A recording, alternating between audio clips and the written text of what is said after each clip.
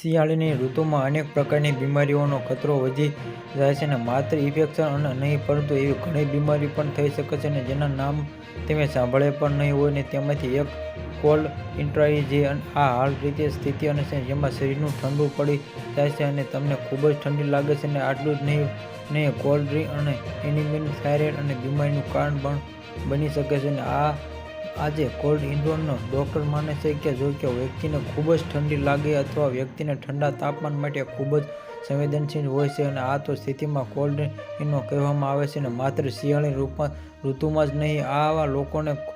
cooler AC પવન પાસેથી બેસવાની પણ ઠંડી લાગે છે અને કોલ્ડ્રિંકમાં સમસ્યા ક્યારે થાય છે કે કોલ્ડ્રિંક એનર્જી સમસ્યા વિશે નિષ્ણાતોએ જણાવ્યું છે કે શરીરમાં તાપમાન વિવિધ સિસ્ટમ દ્વારા નિયંત્રણ થાય છે અને મગજમાં હાજર આર્થોફિલિક શરીરના તાપમાન નિયંત્રણ કરવા માટે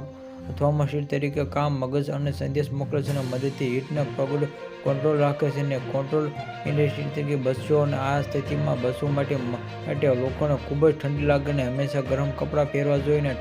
શર્ટ કે ટી શર્ટ ન પહેરવા જોઈએ અને ગરમ કપડાં જ પહેરવા જોઈએ ગરમ કપડાં પહેરવા માટે સંવેદનશીલ અને